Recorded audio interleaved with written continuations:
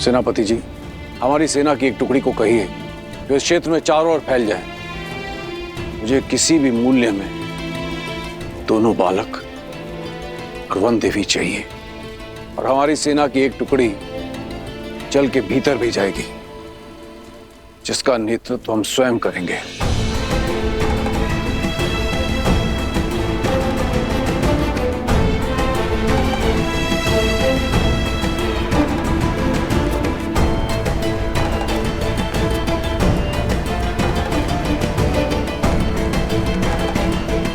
ऋषिवर, मेरा अंतर्मन कहता है कि वो जहां भी होंगे सकुशल होंगे।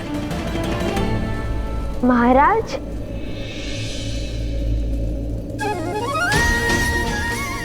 महाराज, हम भी कुशल हैं और हमारी माता भी।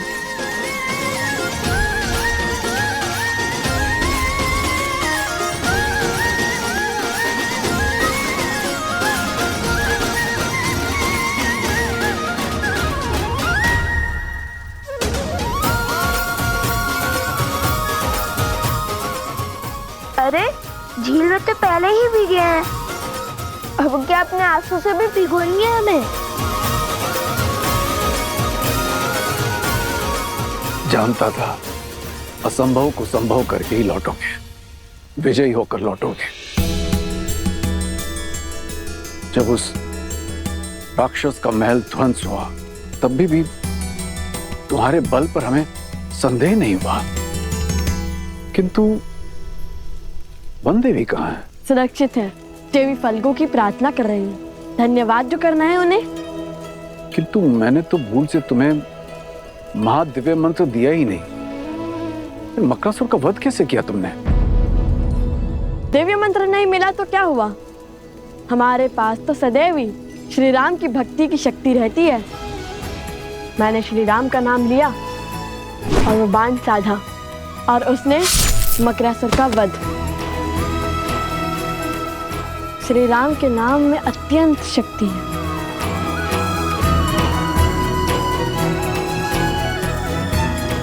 वही शक्ति जो हनुमान जी को राम नाम से मिलती है। ऐसा प्रतीत हो रहा है कि तुम दोनों राम और राम कथा के प्रशंसक हो, भक्त हो उनके। पूरी कथा सुनी है या? सुनी है महाराज, हमें राम कथा का एक एक शब्द कंठस्थ है। हमसे बड़ा राम भक्त इस संसार में कोई दूसरा नहीं है।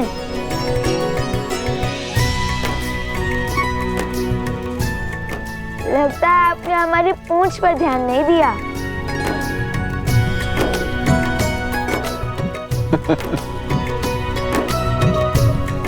अर्थात सीधा प्रतिस्पर्धा हनुमान जी से है ना? प्रतिस्पर्धा होती तो कब के जीते होते, क्योंकि लव कुश हनुमान जी से भी बड़े राम भक्त हैं। जब भी संकट में होते हैं तो श्री राम का नाम लेते हैं, श्री राम का अनुसरण करते हैं, और जब भी दुख के बादल छाते हैं तो देवी सीता का नाम लेते हैं।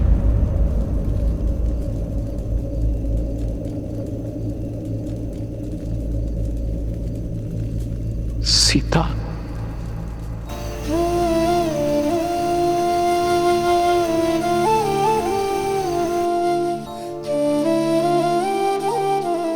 पिताश्री। समझ गया, पुत्री की स्मृति में दुखी हो गए। माता कहती है कि पुत्री पिता का घर छोड़ पति का संसार बसाती है, इसलिए पिता की प्रिय होती है। किंतु आपकी पुत्री तो पूरी अयोध्या की प्रिय बन गई, श्री राम की अर्धांगिनी बन गई। भला आपको कैसा दुख, कैसी चिंता?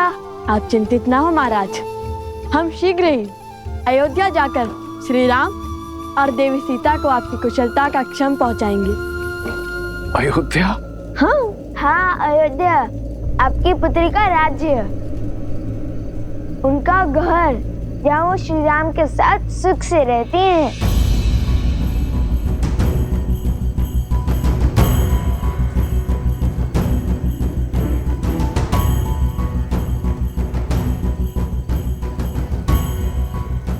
राम कथा का अंतिम अध्याय है।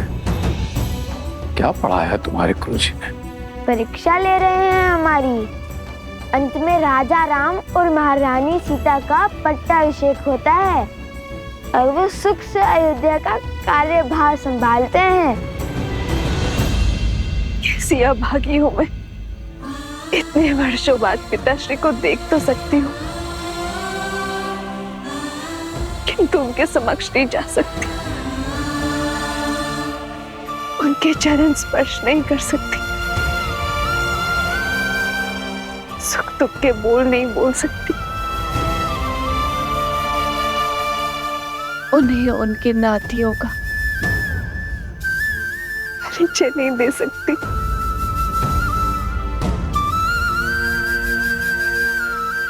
हे प्रभु, कैसा धर्म संकट है ये।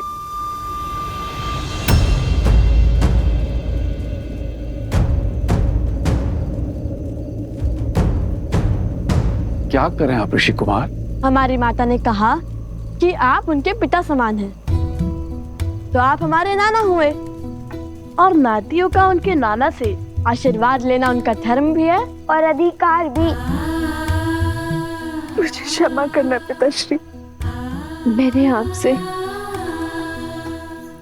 अपने नातियों के साथ खेलने का सुख, उनके बालपन में अपनी संतान का बालपन जीने का सुख, उन्हें कथाएं सुनाने का सुख,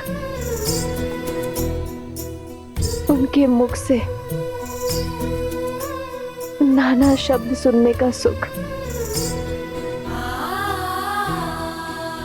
सब छीन लिया।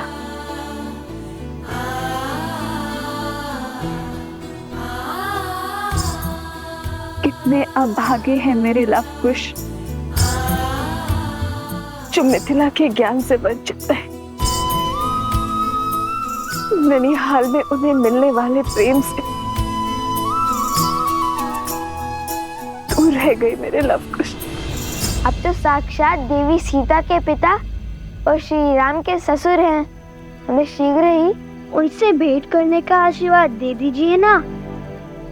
आशीर्वाद के लोभ से प्रणाम। हाँ हाँ जानता हूँ, लोग से प्रणाम करना बुरी बात होती है। किसी के आगे नतमस्तक केवल सम्मान के लिए हुआ जाता है, किंतु मुझे लोभ आशीर्वाद का नहीं, श्री राम और माता सीता से मिलने का है।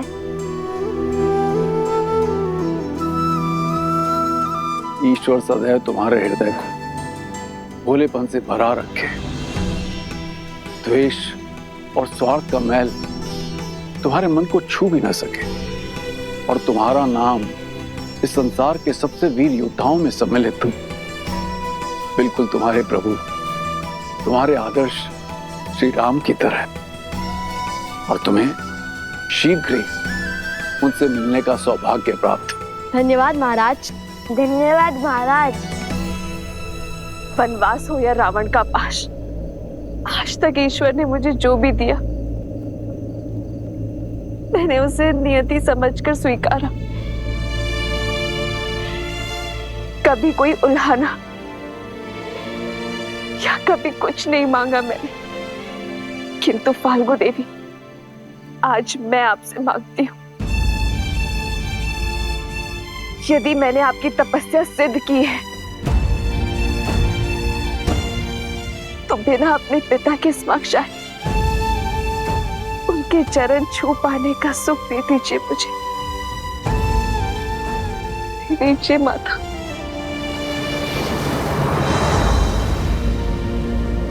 तुम दोनों से मिलकर लगता है कि तुम दोनों मेरे अपने हो, मेरा अपना अंग। जाने की इच्छा तो नहीं हो रही, किंतु जाना होगा, समय हो चला है। क्या तुम मेरे जाने से पूर्व मुझे अपनी माता से मिलवा सकते हो?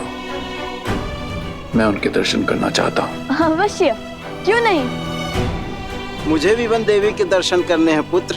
हाँ हाँ, हमें भी वन देवी के दर्शन करने हैं। आइए, माता इस ओर है। लव, कुश, तुम दोनों जाके वन देवी को ले आओ, तब तक हम कूच की तैयारी करते हैं। कुश, तुम इनके साथ जाओ, मैं माता को लेकर आता हूँ। ठीक है भैया। आइए। अद्भुत युद्ध किया है तुमने कुश। अवश्य तुम्हारे धनुष में कुछ विशेष है। लो खुद ही देख लो।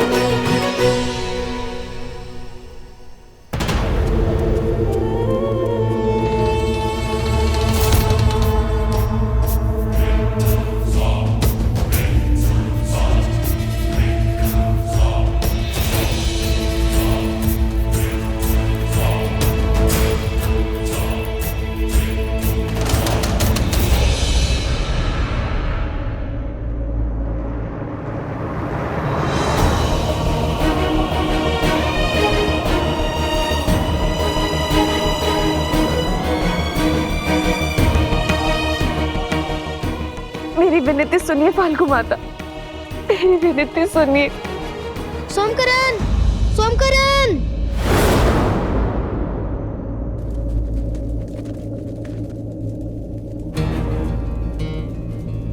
कुश, कुछ तो अनिष्ट है। या अवश्य ही कुछ की कोई शरारत होगी।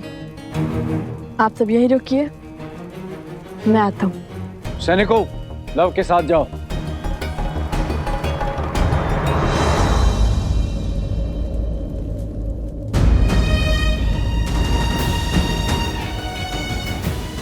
मेरी प्रार्थना स्वीकारिए माँ, मेरी प्रार्थना स्वीकारिए।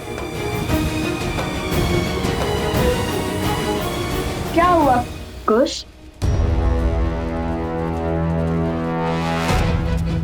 कुश क्या हुआ, बोलो। कुश बोलो भी। सोमकरण। क्या हुआ गुरु माँ? वो राक्षस सोमकरण को ले गया उस और मुझे जटुकरण ने अपने प्रश्न में उलझा रखा था। मेरा धनुष भी उसके पास था। पता नहीं कब वो असुर आया और फिर हमने सोमकरण की चीख सुनी। जो भी हुआ ठीक है, किंतु अब शीघ्र हमें उन्हें पकड़ना होगा। चलो कुश। तुम दोनों पहले से चोटिल हो, हम उसे ले आएंगे। नहीं, वो हमारा मित्र है और उसे बचाना भी हमें जाना ही होगा ना। चलो कुश।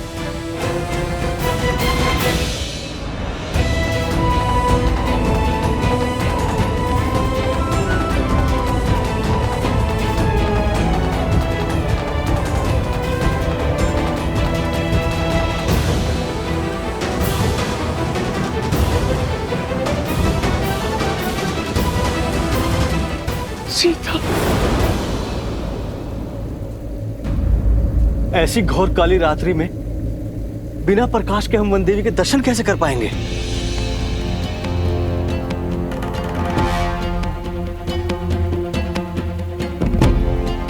जाओ, वो दीप ले आओ।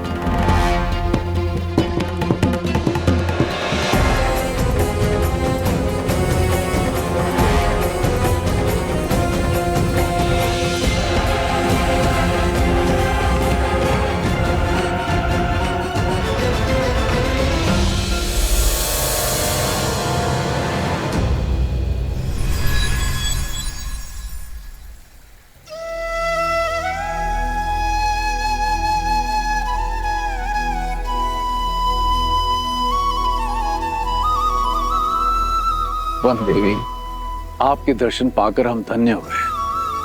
आपके पुत्रों को देखकर दो राजकुमारों का स्मरण हो आया, राम और लक्ष्मण।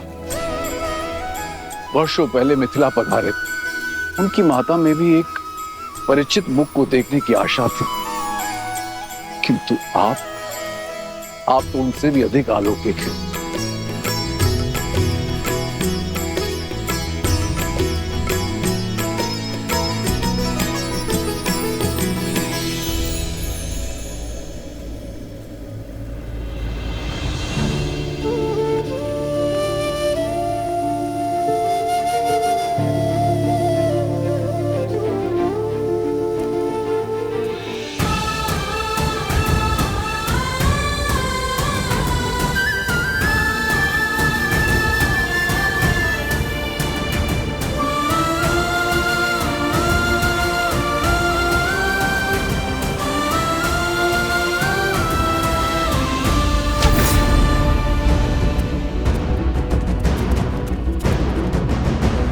उस और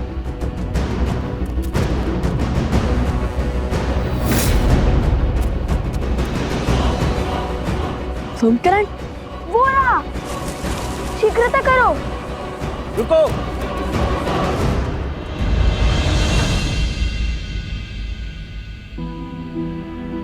आप सब यहाँ? और माता? माता कहाँ है? मैंने वन देवी के दर्शन पाने का सौभाग्य पा लिया है। वो अभी भी मौन धारण किए देवी फाल्गु की आराधना में लीन है। मेरी इच्छा पूर्ण करने के लिए, मुझे ये सुख देने के लिए धन्यवाद माता। ये मेरा नहीं, आपके सुकर्मों का, आपकी शुद्ध भक्ति का प्रताप है देवी सीता। मैं आपके तप से प्रसन्न हुई, परंतु अब मुझे आपके पुत्रों से कुछ चाहिए। मेरे पुत्रों से क्या माता? ऋषिवर, आपने हमें क्यों रोका? सोमकरण के प्राण संकट में हैं। समय नहीं है हमारे पास। कुछ नहीं होगा तुम्हारे मित्र को, क्योंकि उस असुर को सोमकर्ण के नहीं तुम्हारे प्राण चाहिए। अपने राजा मकरासुर की मृत्यु का प्रतिशोध चाहिए।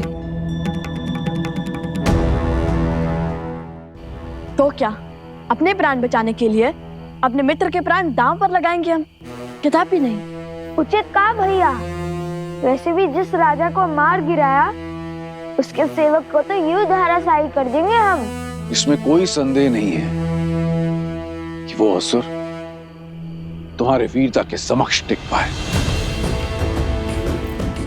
इतने घमासान युद्ध के बाद भी तुम्हारा साहस देख अत्यंत प्रसन्नता हो रही है।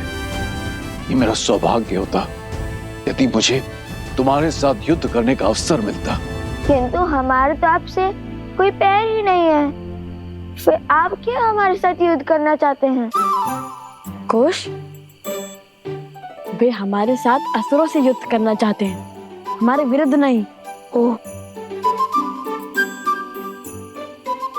परंतु आपकी आयु? जानता हूं, वृद्ध हो चुका हूं, इसीलिए तुम्हें संकोच है।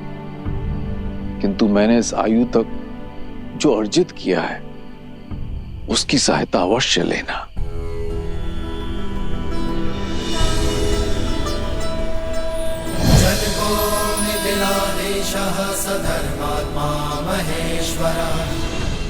उपहार के रूप में मैं तुम्हें यह देना चाहता हूं, ये तुनीर जो स्वयं भगवान परशुराम ने मुझे दिया था।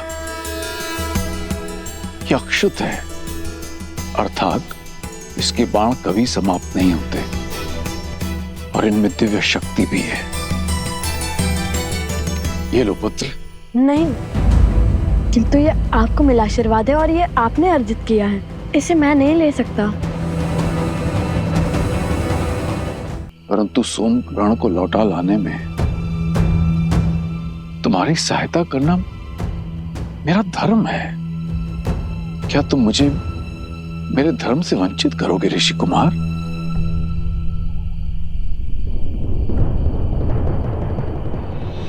दिव्य ज्ञान विभूषितः सिद्धि संपन्न एव च विदेहेश्वास दुर्लभो लोकेश्वपि सुदुर्लभः लोकेश्वपि सुदुर्लभः। विजयी भव। अब आप जाइए महाराज और हमारे लिए चिंतित ना हो। हाँ, यदि श्री राम ने चाहा तो हम शीघ्र ही ये भेंट लौटाने आएंगे।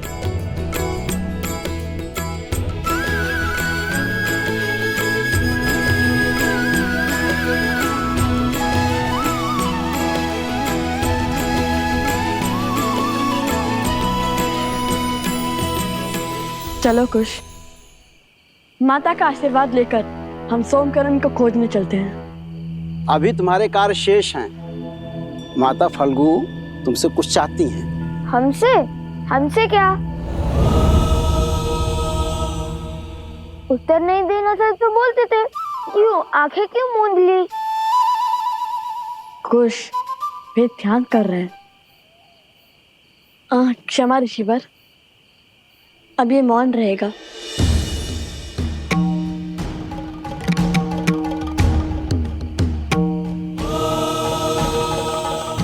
आदेश दे देवी, क्या करना है मेरे पुत्रों को।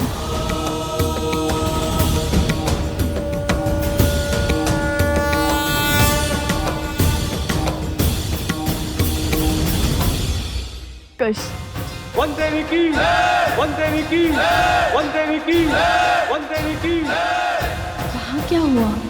ऋषि असुरी के तप में मेरी इच्छा जानने की शक्ति, उन्होंने ये इच्छा सबको बता दी। आपका आभार माता। जो भी श्रद्धालु आपके मंदिर में आकर आपके दर्शन करेगा, उसे लव कुश जैसे ही संस्कारी पुत्रों की प्राप्ति हो।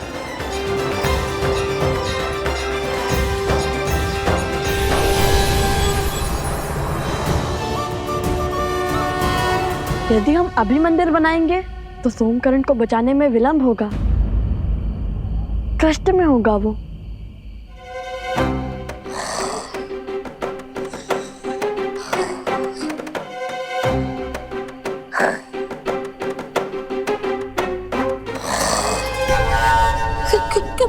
कौन है? अपने ही खर्राटों से डर गए।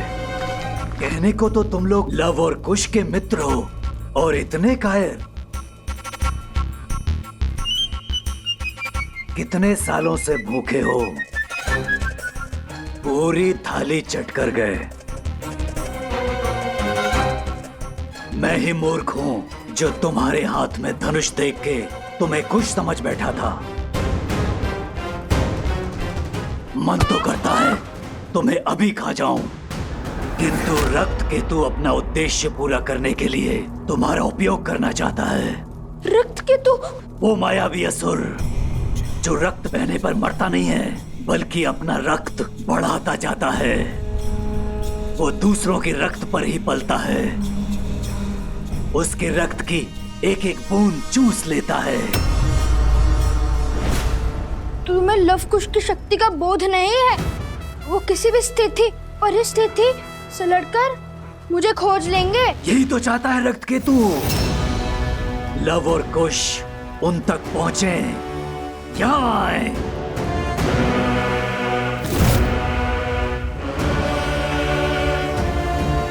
चिंतित मत हो।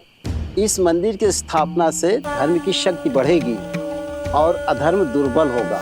कुछ ही क्षण में सूर्य उदय होगा और सूरज के पहली किरण के साथ मंदिर की स्थापना करके तुम दोनों प्रस्थान करोगे। जो आज्ञा ऋषिवर। जो आज्ञा ऋषिवर।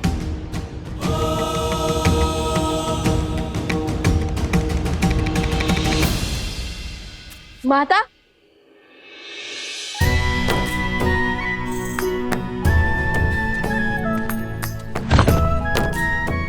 जानती है माता, देवी फल्गु ने हमें आपका मंदिर बनाने का आदेश दिया है।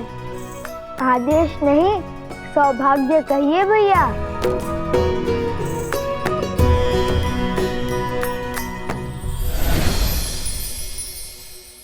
देखिए माता, महाराज जनक का तुनीर उन्होंने उपहार में दिया है हमें।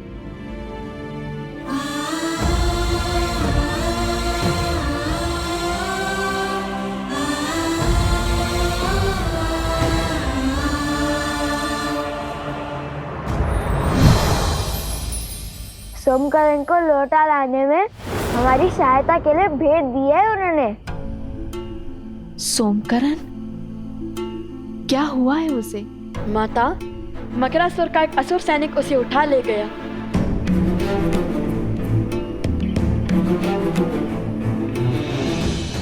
उसकी सहायता करना हमारा दायित्व है। चलो उसकी मदद करते हैं। उसकी कोई आवश्यकता नहीं है।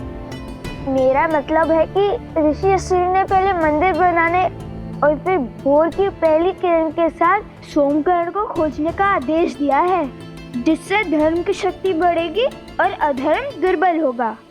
उचित कहा ना ऋषिवर?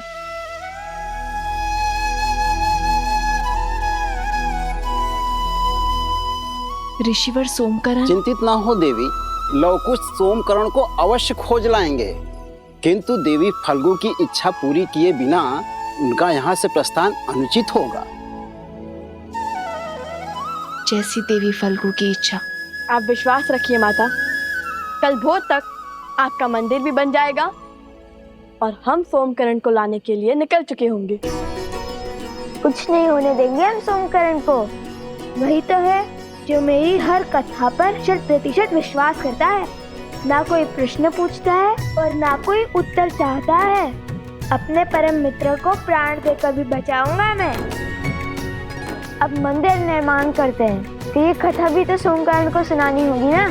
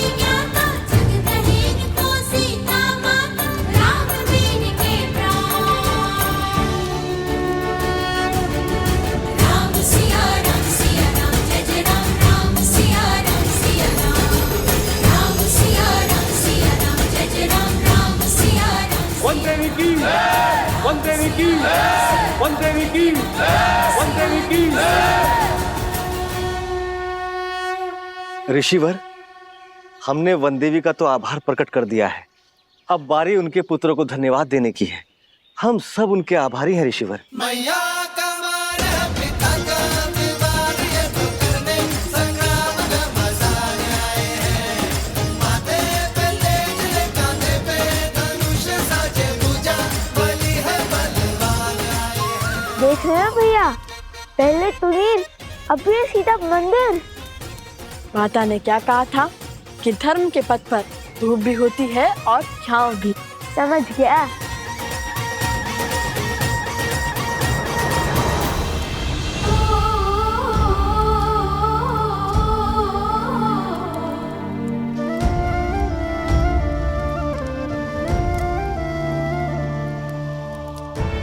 जितनी अधूरी ये सीता आपके बिना है, उतना ही अधूरा ये मंदिर आपके बिना है श्री राम।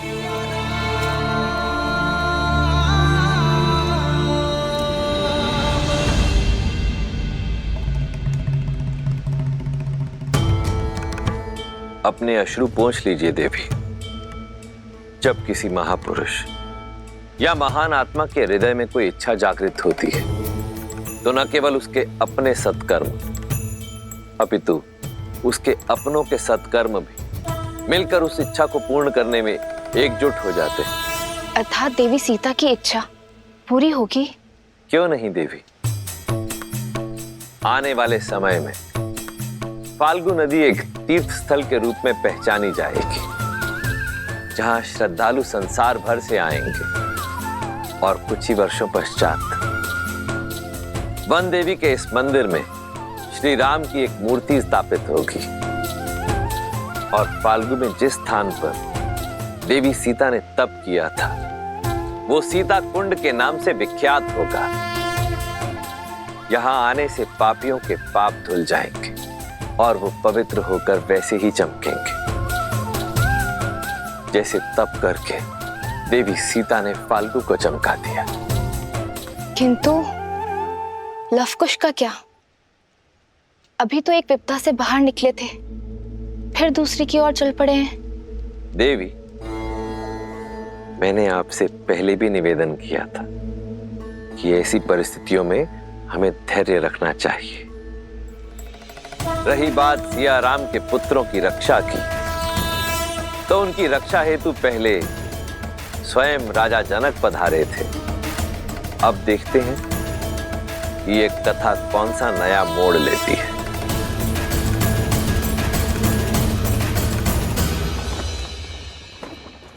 क्षमा करें प्रभु, मुझे नहीं लगता कि भरत भैया आपका ये आदेश स्वीकार करेंगे। प्रभु, वो प्राण दे देंगे, किंतु आपके रहते वो अयोध्या का सिंहासन नहीं स्वीकारेंगे।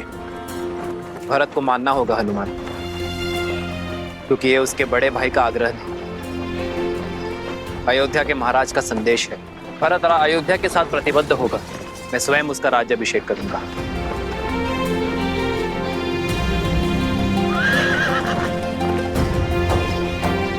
रथ क्यों रोका सारथी?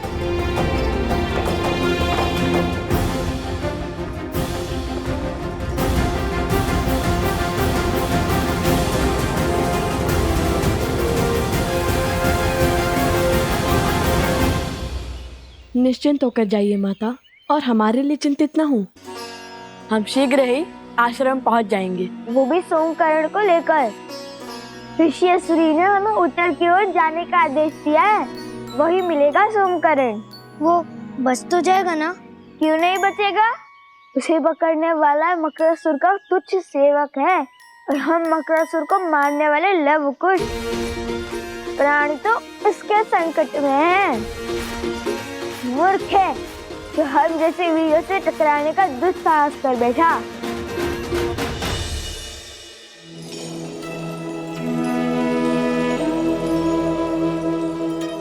अपना ख्याल रखना।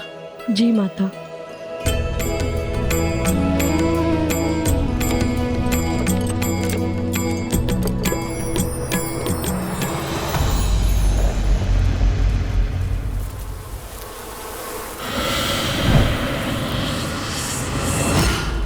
मेरा बच्चा चंद्रबाबू।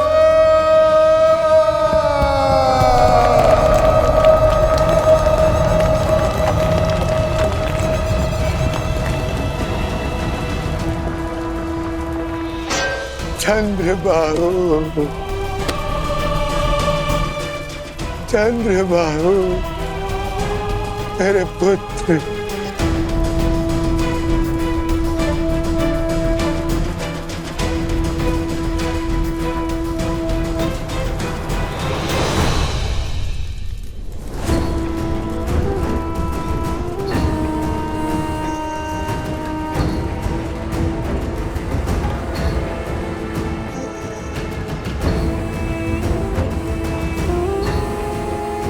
बहुत प्रसन्न होगी ना तुम? प्रसन्न होगी ना अपने पति को छलकर अपने पत्नी धर्म से विमुख होगा? अरे जिसके प्राण ले लिए उसके लिए विलाप का स्वांग क्यों?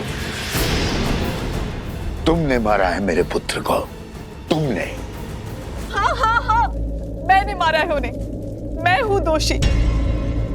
मैंने ही उन्हें आंख बंद करके अपने पिता का अनुसरण करने दिया। कभी उन्हें धर्म का मूल्य नहीं समझाया, न्याय और सत्य का दर्पण नहीं दिखाया।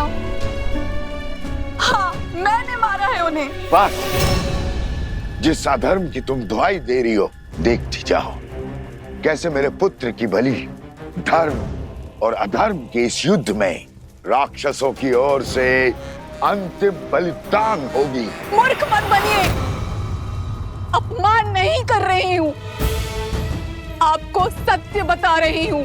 आप चाहे कुछ भी कर लें, आपका पुत्र वापस लौट के नहीं आने वाला, और उनकी आत्मा को आपके झूठे धर्म की हार, धर्म की जीत से कोई अंतर नहीं पड़ता।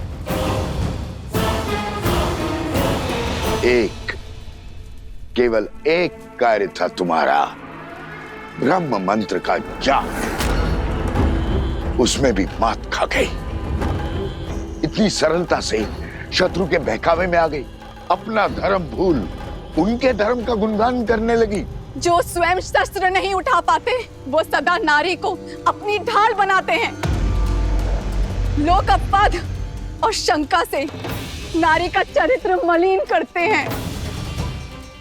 आज मैं पद्मा अपने संचित सभी पुण्यों के बदले आपको श्राप देती हूँ कि जिस नारी को आप खिलौना समझते हैं वही आपका अंत करेगी।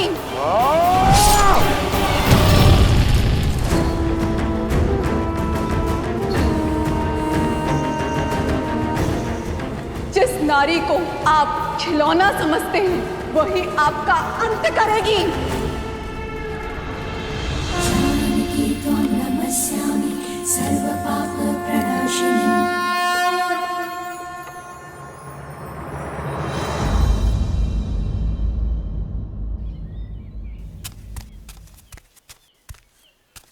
कुश कुश चाल में शीघ्रता लाओ कुश, हमारे पास इतना भी समय नहीं है। भैया वो देखिए आम। काम के बारे में सोचो कुश, काम के बारे में सोचो। सोम किस अवस्था में होगा? भूखा होगा। उसे पीड़ा में छोड़ हम भोजन कैसे कर सकते हैं? चलो चलो।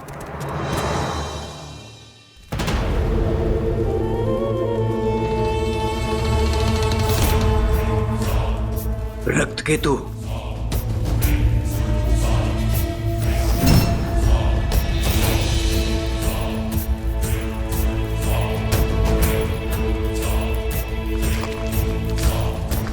मत मारो मुझे, छोड़ दो।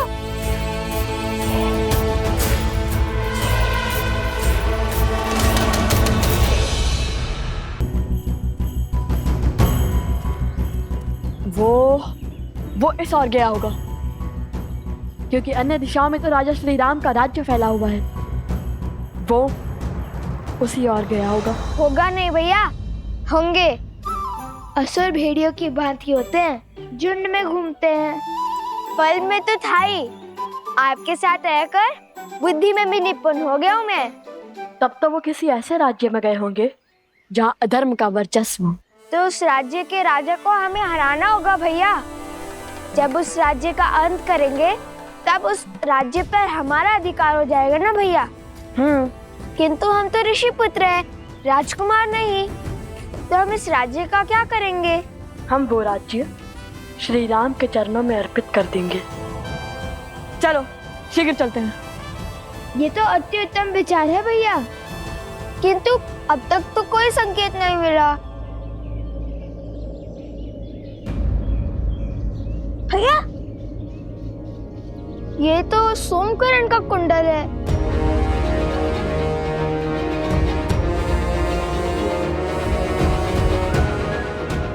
अर्थात वो उसे इसी ओर ले गए होंगे। सचेत रहो भैया। श्री राम के चरणों में राज्य रखने से पहले ही हमें संकेत मिल गया। चलो अब हम केवल श्री राम की बातें ही करेंगे।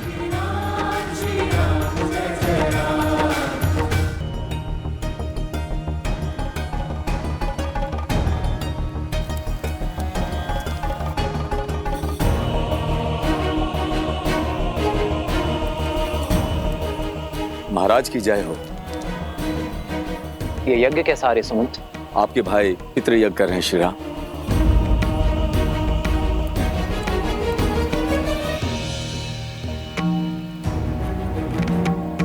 अकस्मात ये पितृ यज्ञ क्यों? आर्य सुमंत, प्रभु के प्रश्न का आप उत्तर दीजिए। आपने युद्ध से लौटकर राजकुमार भरत को राजभार संभालने का निर्णय किया था और वो अपने राजा की आज्ञा को ठुकरा नहीं सकते, इसलिए वो ये यज्ञ कर रहा है।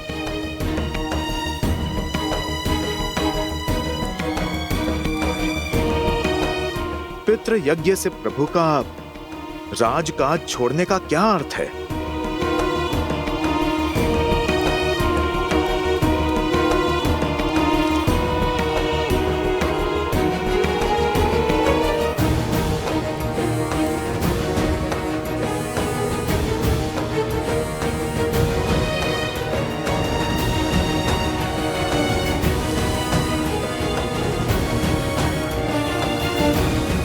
भैया आ गए, अंतिम आहुति आरंभ कीजिए गुरुदेव।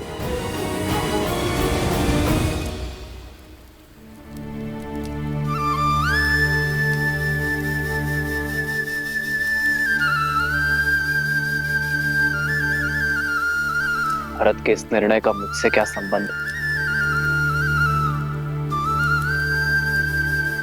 जानता हूं मैं,